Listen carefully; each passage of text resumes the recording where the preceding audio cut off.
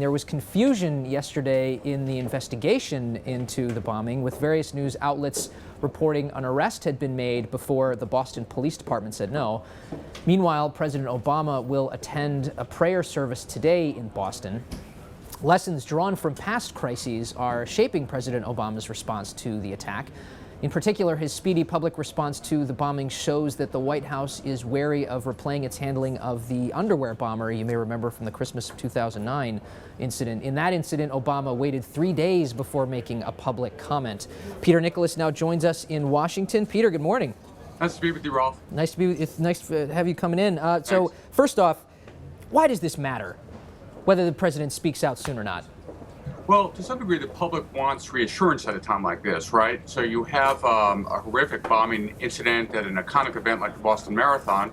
People are unsure what this means. There was a question posed at the White House press briefing yesterday where a reporter asked Press Secretary Jay Carney if America was under attack.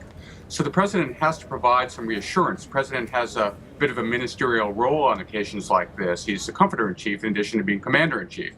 And so the president wants to show he's on top of it. He wants to reassure Americans what's happening at a time like this. And remind us what he's done wrong in the past. It was basically the underwear bomber that where he didn't react quickly enough, correct? Yeah, that was a seminal event for the White House. That was Christmas Day, 2009. The president was vacationing with his family in Hawaii. A Nigerian man attempted to blow up a bomb on a Detroit-bound plane with 279 passengers. The attack was foiled, but the country was rattled by that, obviously. The president waited 3 days before coming out and speaking about the incident. Instead, White House aides recommended that Janet Napolitano, the Homeland Security Secretary, go out and speak about the event. In retrospect, we spoke to White House aides, realized that that was a mistake that they would not repeat, and they vowed not to repeat it. We spoke to David Axelrod, who is a former top senior advisor to President Obama, who acknowledged that that was not the way to handle it. And the president has been much more quick to respond since. So we've seen that in the Boston Marathon case, where within 24 hours of the attack, the president had addressed the country twice. Okay. By the way, he's also had, it seems, again, some difficulty describing the attacks. He didn't want to call this a terrorist attack, but then he did.